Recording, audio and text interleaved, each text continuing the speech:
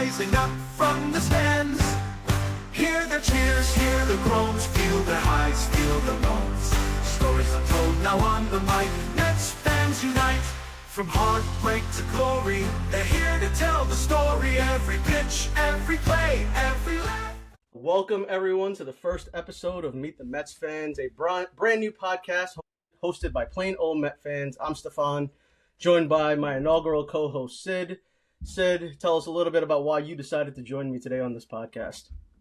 Thank you for having me. It's great to be here. Excited. And just want to share my experience as being a Mets fan. You know, the misery, the great times, the good times. And we could start from the top. Like, started out in Brooklyn. Loved the Mets because I just felt as a kid the jerseys were cooler than the Yankees jerseys, and that probably was one of the things that gravitated me towards them. My parents or my dad didn't know baseball, so we kind of learned that together, and he became a Mets fan too. So that was good to share that with them, and especially you too, because we all enjoyed baseball. It's part of, ingrained in our family, and I think it's something that we would pass on to our kids now. Yeah, totally. So just in general, that what Sid outlined is what we're hoping to do with this podcast, is just having a fan-first conversation. There are no experts here. There are no insiders. We don't have any information beyond what we are reading, just like you guys as fans. And we want to bring those experiences of all Met fans out there. So that's what we hope to do. We're going to have rotating co-hosts. Sid is the first one. We're going to have a few others that are regulars to the pod. And then we hope that this thing blows up and we can get some of the regular Met fans that follow us to join us on this pod.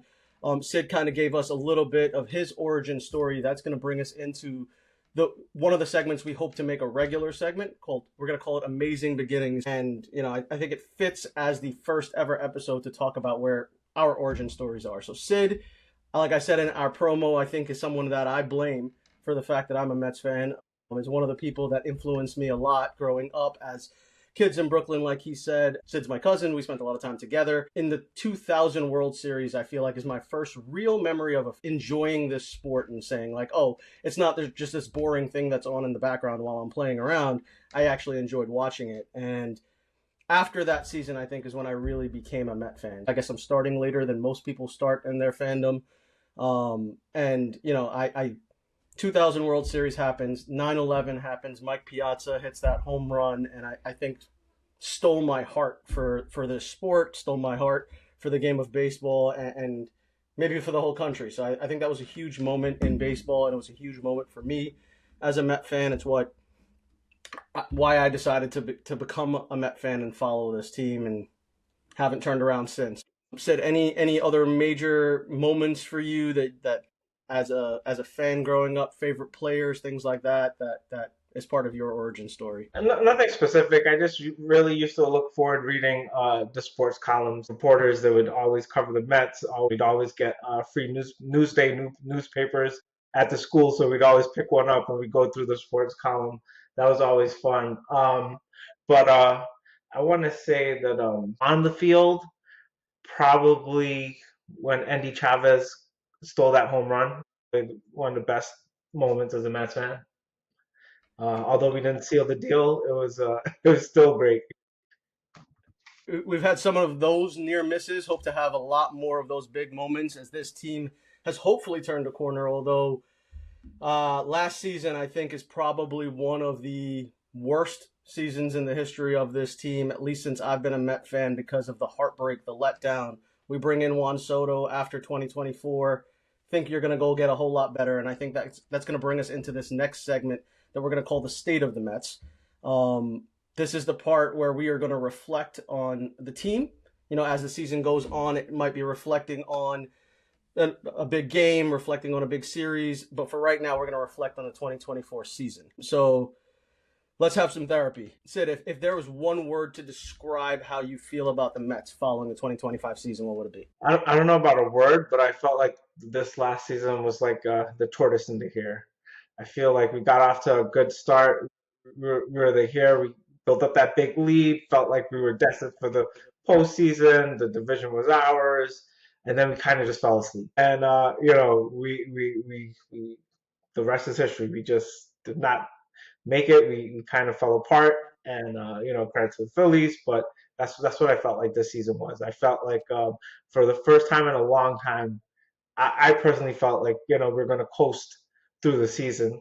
I probably watched the least amount of Mets baseball last year, just because I felt like okay, I'll pick up when things get more serious in the fall, but that didn't happen.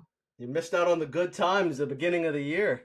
I think for me, it was that beginning of the year was fantastic. It set the tone. That pitching, though, was unsustainable. It was so good at the beginning of the year. And to me, the word would be let down. As a fan, I'm let down. I think we invested a lot. Steve Cohen said Met fans need to come out. And I was in the ballpark a lot this year. I had a 20-game plan, and I probably went to a lot more than 20 games to watch this team. And from the start of the year, it was great. By the end of the year, it felt just so unwatchable, but almost like something you couldn't stop looking at. I just had to keep looking at it, even though I think we've known for a while that this team was probably not that good and probably not going to make. Let's talk about one thing that you're pretending as we look up to the 2026 season. One thing you're pretending not to be worried about. The pitching staff. I just trust David Stearns to find another Sean Manaea and Luis Severino and Griffin Canning, guys that just come out of nowhere and just give you quality innings. He's proven it, and expect him to kind of do the same. I don't know if I believe in David Stearns is going to pull that one out. I don't even want to see him do it. I want the opposite of that. We've got those guys already on our team, the flyers that we have on our team. We already have Sean Manaea, right? We already have all of these. Kodai Senga right now is a flyer. All of these guys are flyers. We need sure things, and I think it's time for David Stearns to pivot a little bit from that plan that he came in and reassure Met fans that this team is for real, that we are not going to let last year be a defining moment in our journey to a World Series, and I think you do that by bringing in an ace. Well, when you say ace, you mean Tariq Skubal, like everyone else is reporting?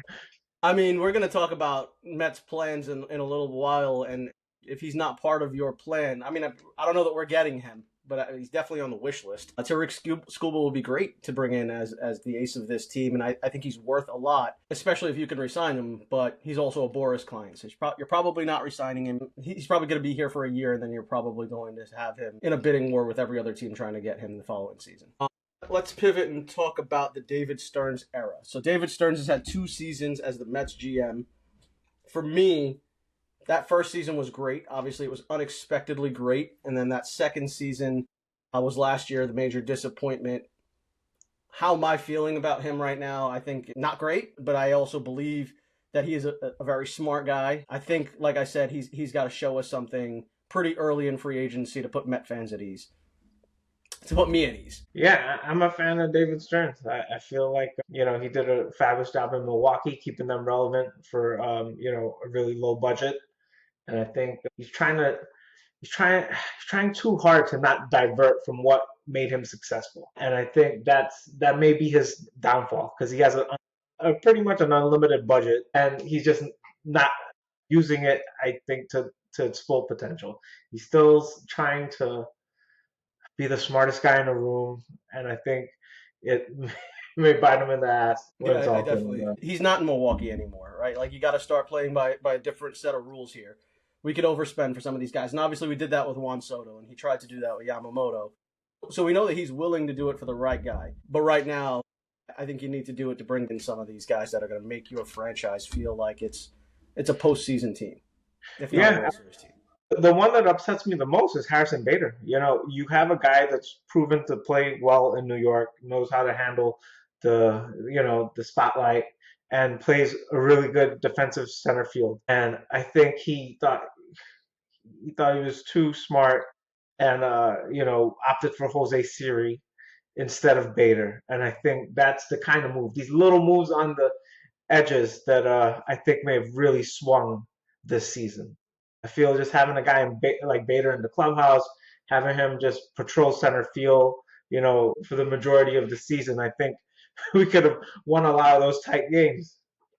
Yeah, and we only needed to win one, right? You don't need a lot of those tight games, just one tight game. And I really do think that last year's team, as disappointing as they were, was more suited to be a playoff team than it was a regular season team. If we could have gotten to a place where we are in there. We can start someone and then use a lot of our bullpen guys with knowing that there's a day off the next day and for everybody to recuperate. I think this team was built to do much better in the playoffs than they were the regular season. One game that Jose Siri doesn't drop a ball in center field. And, he didn't play a lot, but when he did play, he didn't play well. And I was at one of those games where he dropped the ball in center field, and every fan, including myself, was screaming, "Get this guy out of here." Okay, we're turning to Around the Apple. Here's where we'll throw out a headline and then we'll discuss it. I'll start off. First headline, Diaz has opted out. The Mets extend a $22.5 million qualifying offer. So, yeah, I think that one's expected. And I love that the Mets extended the qualifying offer to Diaz. I think that makes a ton of sense. If he's definitely going to decline it. In the worst case for everyone, he accepts it. And then we got Edwin Diaz back for another year. That's okay. But he's definitely going to decline that qualifying offer, which means we get a draft pick in the event that he decides to leave. That one I think is totally expected. I hope we bring Diaz back, but makes sense by the Mets to do the qualifying offer. Yeah. Not only do we get the draft pick compensation, but we now get additional bonus pool money. So we could spend a little bit more here and there to get the guys we actually want, overpay here or there for certain guys that we know we could probably sign. So yeah, worth it for sure. Totally. Next headline here said is coaching shakeup. So we know that the Mets fired every coach pretty much, or they left us. Thoughts on the Mets losing Jeremy Hefner and Anton Richardson to the Braves specifically? That hurts. I was a fan of Hefner. I feel like his ability to just coach different types of pitchers, guys that have a lot of spin rate, guys that use a lot more deception. I think he was a phenomenal pitching coach. And after watching Bobby Cox, that was the pitching coach in Atlanta for all those years, right? No, Bobby Cox was the manager. He was the manager. Who was the pitching coach in I forgot the guy. He always used to rock in his seat. But that guy. I hope Jeremy Heffernan does not become that guy and revolutionize their pitching staff. And that sucks. Anton Richardson, ridiculous. Because I heard it was just money that they didn't want to sign him. He's proven to be the most productive first base coach just because of the major jumps a lot of the base runners had under him. Soto, I think, was a record year in stolen bases. A lot of guys who you didn't expect to steal. I know Pete got a couple, clutch stolen bases, and I think that's all coaching. And I think to let that guy go, it's going to hurt us, especially to the Braves, who, love to steal bases. And I feel like they're going to be even more of a pain. So absolutely hate both those moves. Yeah, that one feels like same old Mets. If we're losing a guy because of money, a coach because of money, like how much money are we talking about here? From what I understand, it seems like there was a lot of information that came out around a pension, and that Anton Richardson could not receive a pension from the Mets because at that point they had already signed a bunch of other new coaches that they gave those pensions to, and there's an MLB rule that limits the number of coaches you can give pensions to. So because Anton Richardson took time to think about whether or not he wanted the Mets offer, the Mets then went and signed a bunch of other guys while they were waiting for Richardson's response, and then he no longer could get a pension and ultimately set him out. I don't understand why that's the rule. That sucks. He clearly had an impact on this team, and I can't think of a single other first base coach ever that I'm like, wow, we can't lose that guy, and we lost that guy. On Jeremy Hefner, I think the same thing that you do. He's a great pitching coach. He showed that. I listened to Carlos Mendoza on a podcast at some point talking about the Mets pitching last year, at the beginning of the year, when everything was off the charts great and unsustainable great, and all of the credit in the world was being given to the pitching program, Jeremy Hefner, and the work that he was doing there to turn around at the end of the year after everything imploded, and fire that guy makes zero sense. For years, we thought this guy was the best. The beginning of this year, middle of this year, we thought this guy was the best, and then we let him walk out the door because we needed to shake things up. To be fully honest with you, I'd rather fire Mendoza and keep Jeremy Hefner than let Jeremy Hefner walk out the door. That's neither here nor there, though. Let's go to the next headline. Silver Sluggers. Pete, his first ever, and Juan, his sixth. Reactions, expectations. I mean, Juan Soto's an amazing player. Glad he won the Silver Slugger in his first year as the Met. Keep the streak going. That's great for him. Pete wins it in his first one ever. These are nice things. They're individual awards for guys, though. I think it speaks to the fact that they were great players at their position. Obviously, I'm not going over the top about it, though. It's nice. They won an award. Cool. All right, next one. Pete's future. Resign or move on? Yeah, I'm wearing the Pete Alonso jersey right now. All right, Pete Alonso. I put it on for this moment because I can't let Pete go. There's no reason to let this guy go. He's a perennial 30 home run hitter, 100 RBI guy. He plays every single day. He should be a Met for life. I 100% resign him. I'll get more into that in my offseason plan, but Pete Alonso's got to come back. Number one, everyone talks about his defense, but he doesn't make the spectacular play, but he makes the routine play. I feel like Pete's ability to play first base should not be an issue. I think the offense is tremendous, but if you want to say, okay, his range isn't as good, who else, on the first base market, could give you the numbers and, the trade-off, what better range are you going to expect to get those kind of numbers? I still think we got to go I ahead. don't think that one is one for one. If they lose Pete, you're not replacing him with a first baseman to get those numbers. I don't know what you're doing. I don't want to know what they're going to do because I don't want to lose Pete, but I don't think that's the one-to-one trade-off because you're exactly right. There's no first baseman that's going to produce that for you. I also think, though, that these other guys that are out there to replace Pete Alonso to bring in at first base because of defense. I'm with you when we're saying his defense isn't the reason why we should lose him here, but the throwing this year was abysmal, right? I would be the first guy to come in and say, before last year, I never thought about his defense that way. I thought about him as he's okay. He's whatever. He's a good first baseman. He scoops the ball better than most first basemen out there, probably better than anyone. His range is not great, but he's a good enough first baseman. By the end of last year, though, the throwing was so bad that I hear where people are coming from when they're saying, you can't have this guy out there for every single game at first base. I'll throw this next headline out there. One of the guys that people are talking about replacing Pete is Murakami, the player from Japan. And 0.95 batting average on pitches 93 miles an hour or more. So Murakami is a guy that's going to cost a lot of money to bring in from Japan. He's been posted. Is he the guy to replace Pete Alonso? Does that statistic scare you? Yeah. I mean, guys throw 103 now, Yeah. Maybe have to see more. Not really knowledgeable, but he's 25 years old. He's young, put up good numbers in Japan. I mean, no.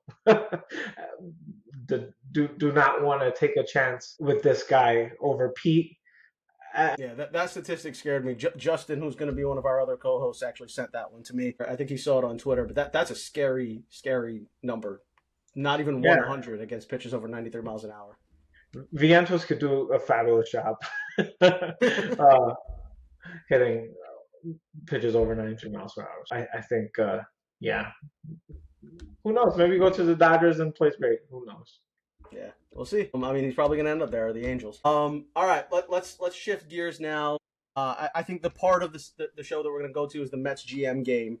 That's what we're calling it. It's what I think every fan does with their friends in their group chat. Talk about what would I do now? How do I fix my team? So we're gonna jump into that and kind of lay out our off-season plans for how we would fix the Mets. Now, some parameters, some things to keep in mind. 2025 payroll was $341.8 million. The current estimated payroll for the guys currently on the roster, and that doesn't include Pete, that doesn't include Edwin Diaz, is $235 million. So we're going to pretend that Steve Cohen says I need to spend a little bit more than I spent last year to show Met fans that I love them and to reward them for coming to the ballpark like I asked. And he's going to set the cap payroll for the Mets at $350 million. So we've got about $115 million of payroll that we can add to the roster. Sid, what's your wish list? $115 million is the budget. How do you fix the Mets?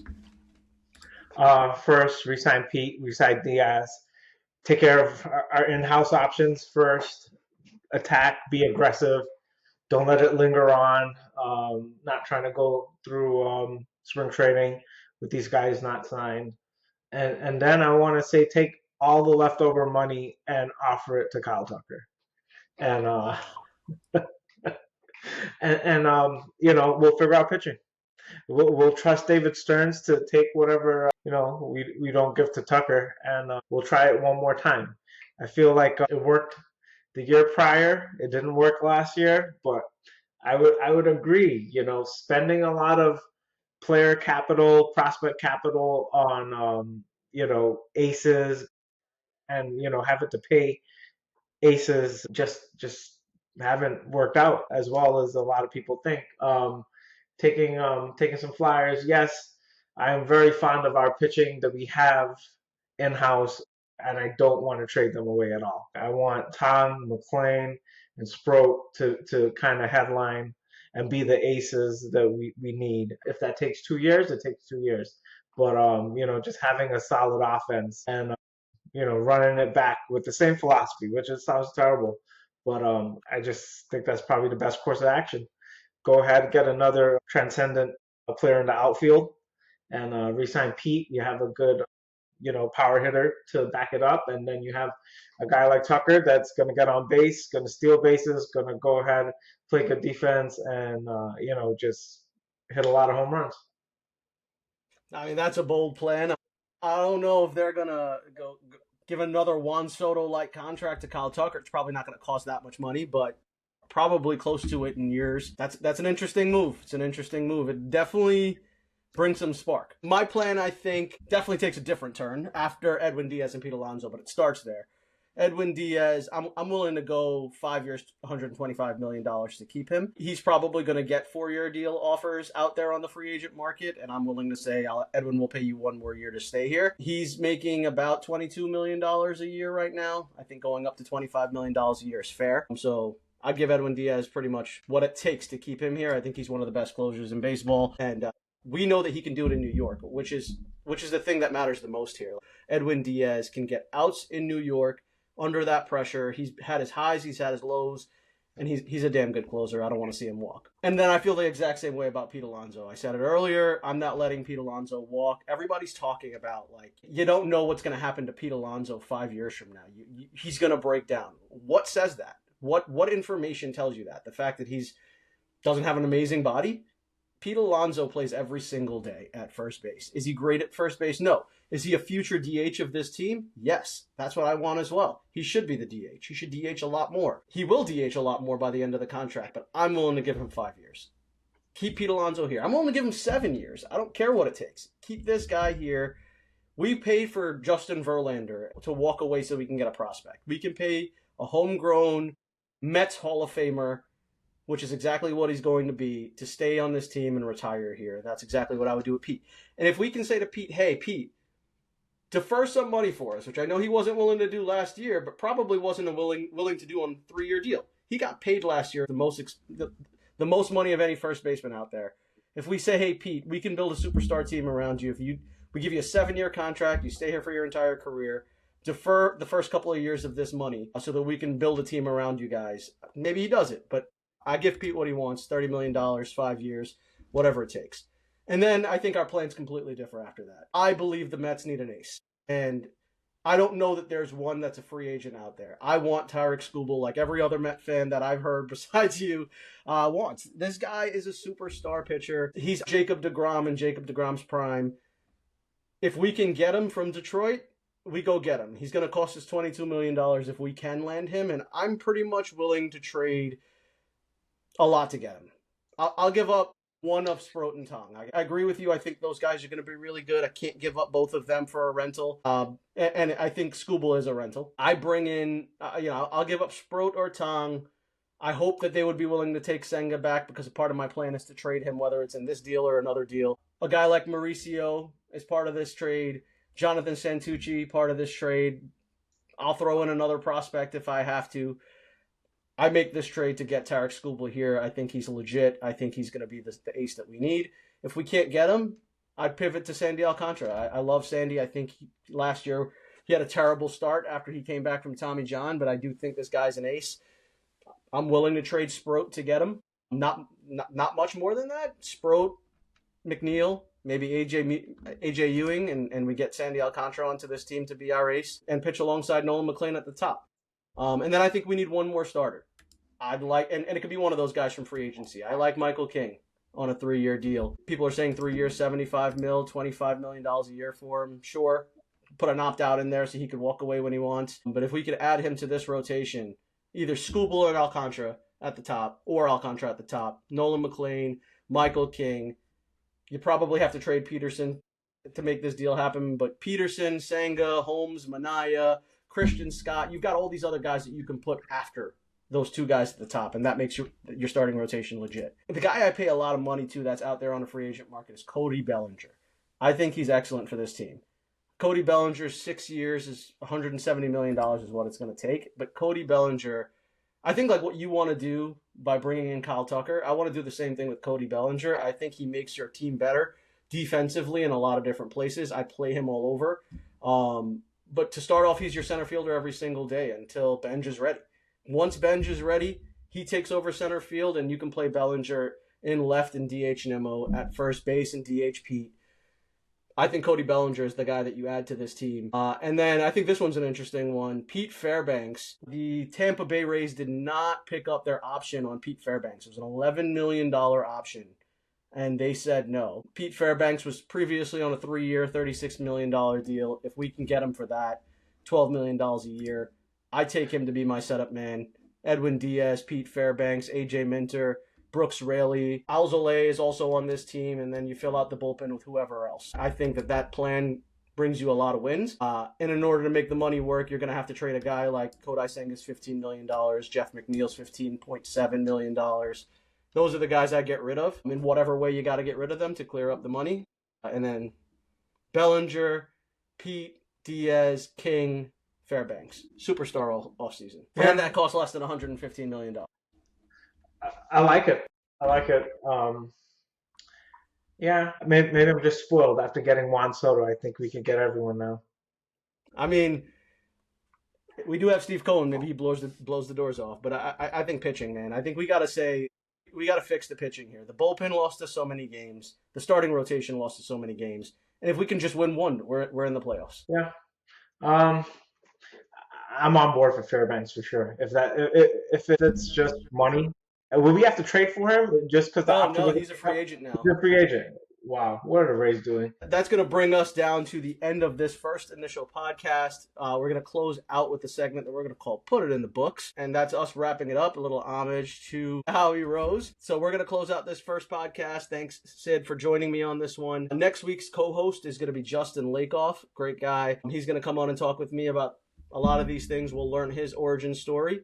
And then we hope for future guests just like you guys to come and join us on the pod. Follow us at Meet the Mets Fan on Instagram to find out when everything's going to drop. Thank you all. Have a great night. Let's go Mets. Sid, you want to close it out? Let's go Mets.